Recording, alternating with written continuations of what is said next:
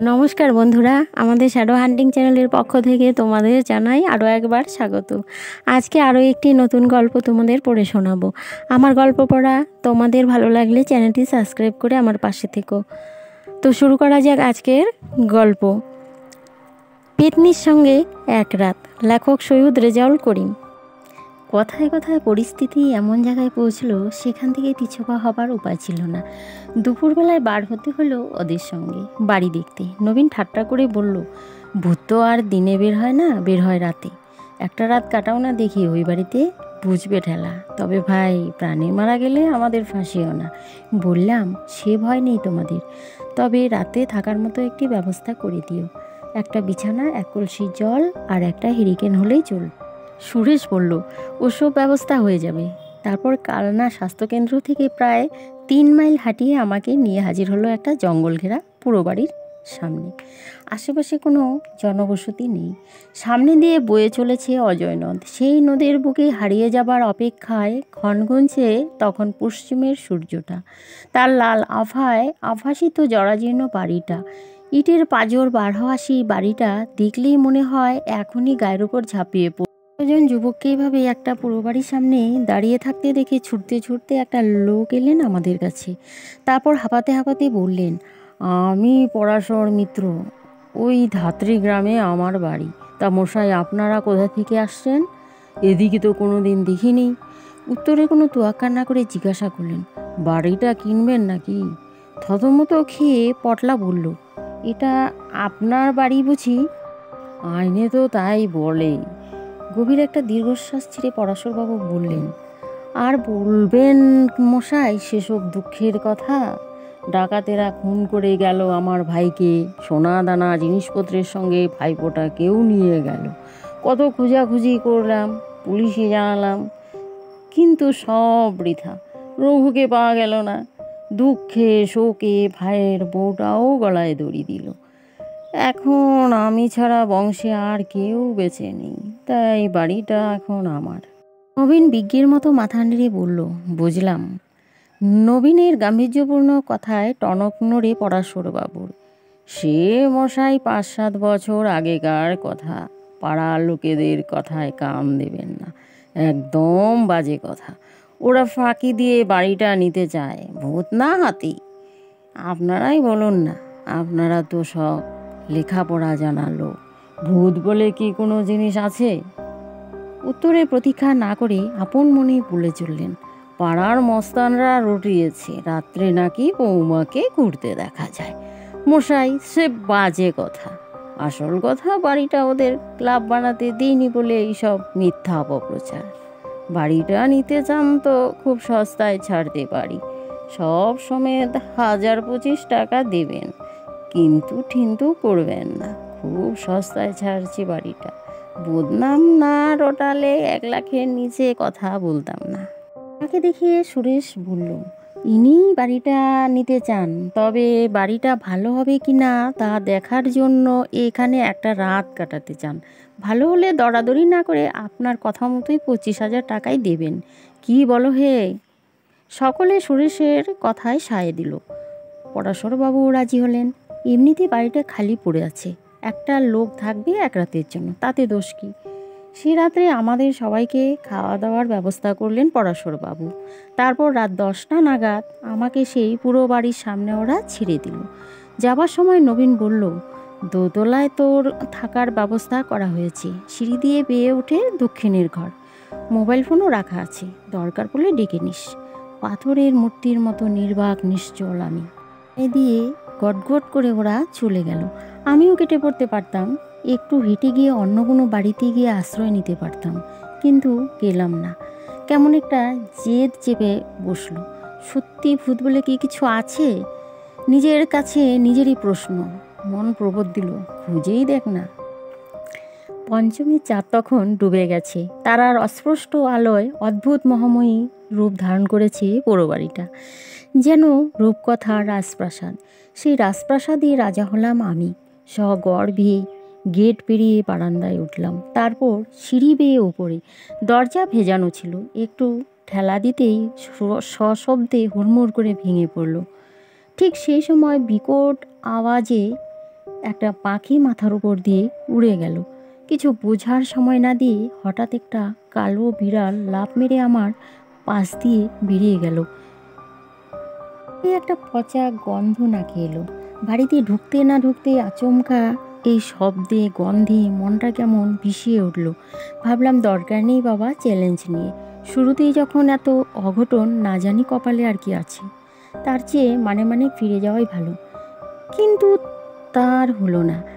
যখন মনে পড়লো আগেকার দেখা সব ভূতের কথা, তখন আমার গোয়েন্দাগিরি মনোবৃত্তিটা জেগে ওঠে। অজানাকে দেখার স্প্রিয়া মাথায় চেপে বসলো। বেগ থেকে টর্চটা বার করে চালালাম। দেখে হাসি পেল। মরা একটা ধীরে দূর পড়ে আছে মেঝেতে, তারই গন্ধ নাকের ডোগায় ঘুরছিল এতক্ষণ। কালো বিড়ালটা ওটাকে সদ্ব্যবহার করতে এসেছিল বোধহয়, কোনো অশুভ লক্ষণ নয়। তার আগমন বার্তা বুঝতে পেরে সগর্বে বুক ফুলিয়ে পালিয়েছে। দরজার অবস্থা শোচনীয়। ঠেলা দিতেই মরচে পড়া কবজা ভেঙে দরজার পাল্লাটা খুলে পড়েছে। তা পুরো বাড়িতে এমন হয়েই থাকে। 2-4টে পাখির আস্তানা, কুকুর বেড়ালের ডেরা, চোরগুন্ডাদের আনাগোনা। মনে মনে হেসে ফেললাম। এই আমি খানিক আগে সামান্য একটা কালো বিড়াল, পাখি আর দরজা ভাঙার শব্দে ভূত হয়ে পালিয়ে যাচ্ছিলাম। অতি কষ্টে দরজাটা ঠিক করে খিল দিয়ে দিলাম। নবীন, সুরেশ, পটলাদের দিয়ে বিশ্বাস নেই ভূত সেজে ভয় দেখাতে আসতে পারে। তাছাড়া যদি গুন্ডা বদমাশির আস্তানা হয় তাহলে রক্ষে নেই। ঘুমন্ত অবস্থায় সাবার করে দিয়ে যাবে। কথাটা মনে পড়তেই পকেটে হাত দিলাম। না, ঠিক আছে রিভলভারটা। সাহসে ভরে ওঠে বুক। দেরি না করে দক্ষিণের ঘরের দিকে এগোলাম। বিয়ারা কোনা শুরু করেছে। একবার জ্বলে, একবার জ্বলে না। আলো অন্ধকারে অতি কষ্টে এগোতে গিয়ে হঠাৎ কিসে ধাক্কা খেয়ে পড়ে গেলাম। অন্য কেউ হলে জ্ঞান হারিয়ে ফেলতো, কিন্তু আমি এতটুকু ভয় পেলাম না। বোধহয় ইটে ধাক্কা খেয়েছি। অতি কষ্টে উঠে দাঁড়ালাম। পা দিয়ে হাতিয়ে দেখলাম বড় মতো কিছু মনে হলো। সন্দেহ হলো ইট তো নয়। সেই সময় জ্বলে উঠলো হঠাৎ। ক্ষণিকের সেই আলোতে যা দেখলাম তাতেই আমার আত্মারাম খাঁচা ছাড়া। বাবা গো বলে 5 হাত পিছিয়ে এলাম। হাত ফসকে পড়ে গেল টর্চটা নিচে, একেবারে নিচে। অন্ধকারে, গাঢ় অন্ধকারের মধ্যে হারিয়ে গেল। পকেট থেকে দেশলাইটা বার করে ফস করে একটা কাঠি মারলাম। তার ক্ষীণ আলোতে দেখতে পেলাম 6 ফুট লম্বা একটা কঙ্কাল পড়ে আছে। হালকা হাওয়ায় নিভে গেল কাঠিটা। সন্দেহ হলো ভয় দেখাবার জন্য সলিলুটা রেখে যায়নি তো। কিন্তু কঙ্কাল পাবে কোথায়? হাতির আঙুল দিয়ে টোকা মেরে দেখলাম, না, প্লাস্টিকের তো নয়। ভয়ে গাটা শিউরে উঠল, রোমগুলো খাড়া হয়ে উঠল। বুকের স্পন্দন তখন বেড়ে 4 গুণ। চোখ কান বুজিয়ে কঙ্কালটা ডিঙে ঢুকে পড়লাম ঘরের ভিতর। গা দিয়ে তখন দরদর করে ঘাম ঝরছে, হাত পা সব ঠকঠক করে কাঁপছে। কোনো ক্রমে দরজাটা বন্ধ করে বসে পড়লাম। কতক্ষণ এইভাবে বসেছিলাম ঠিক মনে নেই। সম্বিত ফিরে আসতে দেখি হেরিকেনটা জ্বলছে, বিছানাটাও করা আছে। মুখে সিগারেটটা দিয়ে ধরালাম। ক্লান্তি কাটাবার জন্য সজোরে বার কয়েক টান দিলাম। হেরিকেনের মিটিমিটি আলোয় দেখলাম সব ঠিক আছে। 1 কলসি জলও দিয়ে গেছে। ঢকঢক করে গ্লাস 3 জল খেলাম। কিন্তু সেই সময় নজরে পড়ল ব্যাপারটা। রিভলভার বার করে নিশানা করলাম। ট্রিগারে চাপ দিতে ধুম করে বেরিয়ে গেল গুলিটা। আলোটা একটু জোর করে দিয়ে দেখলাম, না, সাপ নয় তো। ছাদ দিয়ে একটা দড়ি ঝুলছে। খুব পুরনো হয়ে গেছে দড়িটা। তার উপর ঝুল পড়েছে। মাকড়সায় জাল বিছিয়েছে। খাবার পড়লেই আষ্টে পিষ্টে তাকে বেঁধে সদ্ব্যবহার করবে বলে অপেক্ষায় আছে। মনে পড়ল পরাশর বাবুর কথা। দুঃখ শোকে ভাইয়ের বউটাও গলায় দড়ি দিল। এই দড়িটা কি তাহলে? ভালো করে চেয়ে দেখলাম, এখনও ফাঁস লাগানো আছে দড়িতে। কিন্তু বিনা বাতাসে ওটা দুলছে কিভাবে? গলা তখন শুকিয়ে কাঠ, জিভ ঢুকে গেছে পেটের ভিতরে। উঠো করে আবার গ্লাস কয়েক জল খেলাম। হৃদয়টা ঠান্ডা হলো একটু। দেরি না করে ঢুকে পড়লাম মশারির ভিতর। বিছানায় এলিয়ে দিলাম শরীরটা। রেডিয়াম দেওয়া ঘড়িতে দেখলাম রাত 12টা। কিন্তু ঘুম এলো না চোখে। কতক্ষণ যেভাবে পড়েছিলাম মনে নেই। বারবার মনে পড়েছিল নবীনের কথা। ঘুমিয়ে পড়লে নিজের চোখেই দেখতে পাবে ভূতকে। তখন বলিস ভূত বলে সত্যি কিছু আছে কি না। সে কথার কোনো সত্যতা থাক বা না থাক, বিশ্বাসে ভরপুর ছিল।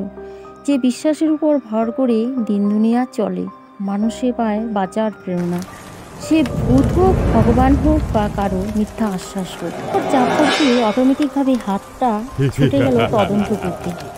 হাতের কবজায় তখন ধরা পড়েছে আর একটা হাত। তন্দ্রা গেল ছুটে। হাত ছেড়ে হাত তখন ব্যস্ত দেশলাই খুঁজতে। কিন্তু কোথায় দেশলাই?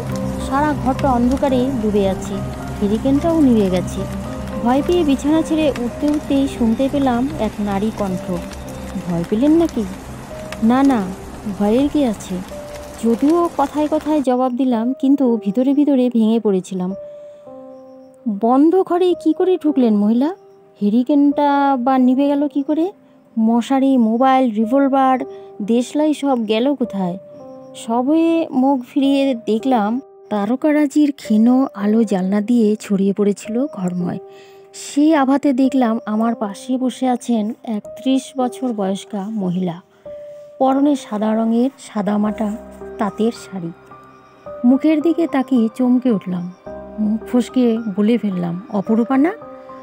গভীর একটা দীর্ঘশ্বাসের সাথে মহিলা জানালেন, হ্যাঁ। বিস্ময়ের সাথে আমি শুধালাম, তাহলে সত্যি আপনি মারা যাননি? ভুল সংবাদ পেয়েছিলাম আমরা। না, মরিনি। অপরূপার গলার স্বর অস্বাভাবিক মনে হলেও বিশ্বাস করতে পারছিলাম না অপরূপার পরের কথাগুলো। মরেছে আমার দেহ, কিন্তু এখনও বেঁচে আছে আমার আত্মা। আপনার সম্মুখে যে আমি বসে আছি, এটাই তার প্রমাণ। ঝগড়াঝাটি যুক্তিতর্কের মধ্যে না গিয়ে অপরূপার মনের কথা বোঝার জন্য জিজ্ঞেস করলাম, এত রাতে এখানে আমার কাছে এসেছেন কেন? বিপদে পড়েই তো মানুষ মানুষের কাছে যায়। অপরূপার কণ্ঠে বেদনা মিশ্রিত সাহসের বহিঃপ্রকাশ। এখন আমি অবলীলাক্রমে গলা টিপে খুন করতে পারি ওদের, কিন্তু তাতে আমার বুকের জ্বালা মিটবে না। মানুষেরা জানবে না সেই ইতিহাস। তাই আপনার কাছে আমি সাহায্য প্রার্থী।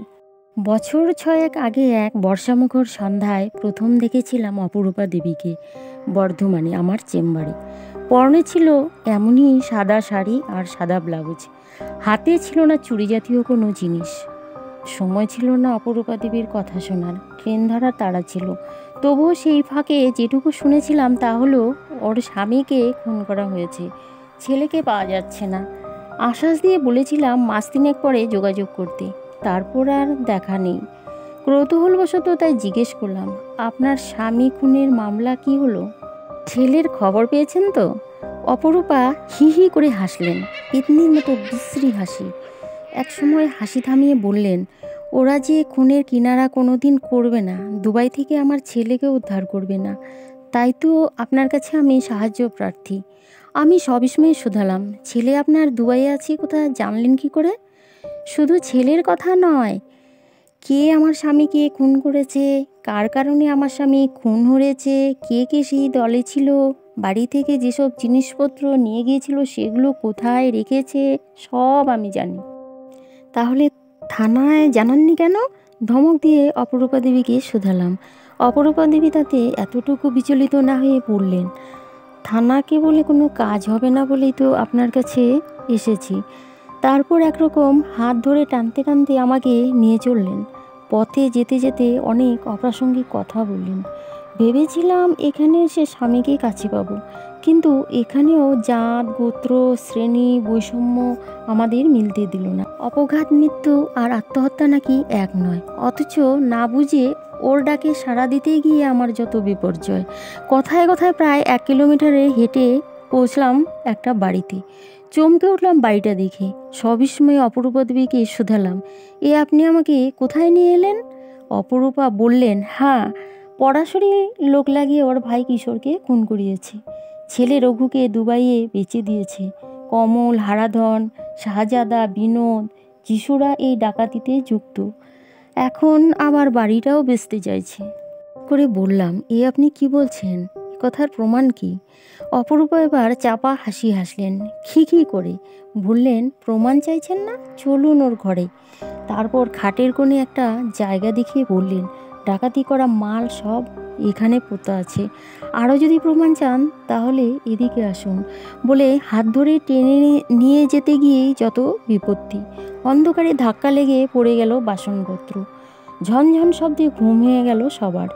চোর চোর বলে চেঁচিয়ে উঠল সবাই। আমাকে ধরে ফেলল নবীন। সুরেশ টিপ্পনি কেটে বলল, ভূত বলে কিছু নেই ভাই, ব্যাটার ছেলে চলে এসেছে এখানে বলতে। গা দিয়ে তখন দরদর করে ঘাম পড়ছে। মুখ মুছতে গিয়ে দেখি হাতে বিছানার চাদর দিয়ে ভোরের আলো ছড়িয়ে পড়েছে ঘরময়। পাশ ফিরে দেখলাম নবীন, সুরেশ কিংবা অপরূপা কেউ কোথাও নেই। বিছানায় শুয়ে আছি আমি। মাথার কাছে কলসি, রিভলভার, মোবাইল ফোন, দেশলাই সব আছে। আশ্চর্য, তখনও হেরিকেনটা জ্বলছে। আরও অবাক হলাম টর্চটা দেখে, যেটা হাত ফসকে পড়ে গিয়েছিল নিচে। ঘরের ছাদের দিকে তাকালাম। সেই ফাঁসির দড়ি, কোথায় সেই কঙ্কাল? বিছানা ছেড়ে উঠলাম, দরজার খিল খুলে বারান্দায় দাঁড়ালাম। দেখলাম সুরেশ, নবীন, সলিল, পটলা সব দল বেঁধে এদিকে আসছে। আমাকে দেখে ওরা অবাক। সলিল বলল, রাতটা কেমন কাটালে ভাই? বলতে বলতে সবাই উপরে উঠে এলো। বিছানাপত্র, অন্যান্য জিনিসপত্র সব গুছিয়ে নিল। নবীন বলল, কিরে, বলছিস না যে রাত কেমন কাটলো? আমি বললাম, ভালোই, তবে ভালো একটা কাজ করতে হবে। পরাশরবাবুর বাড়ি হয়ে একটু থানায় যেতে হবে।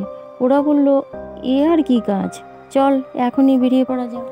আমার কথা মতো থানার বড়বাবু ধরে আনলেন পরাশরবাবু ও তার অন্যান্য সঙ্গী সাথীদের। উদ্ধার করে আনলেন ডাকাতি করা মালামাল। জিজ্ঞাসাবাদে পরাশরবাবু ও অন্যান্যরা স্বীকার করলেন সব। সম্পত্তির লোভে ভাইকে খুন করানোর অভিযোগে গ্রেপ্তার হলেন ওরা। দুবাই থেকে রঘুকে ফিরিয়ে আনার ব্যবস্থা করা হবে বলে বড়বাবু কথা দিলেন। সুরেশ, সলিল এত সব কাণ্ড দেখে অবাক। বিস্ময়ে পড়লা বলেই বসলো, মানুষ যে এমন পশু হয় তা আগে জানতাম না। সলিল বলল, তুই মনে মনে কখন তদন্ত করলি এই কেসটা? আমি বললাম, তদন্ত আমি করিনি, পেতনি করেছে। ওরা কেউ বিশ্বাস করতেই চাইল না আমার কথা।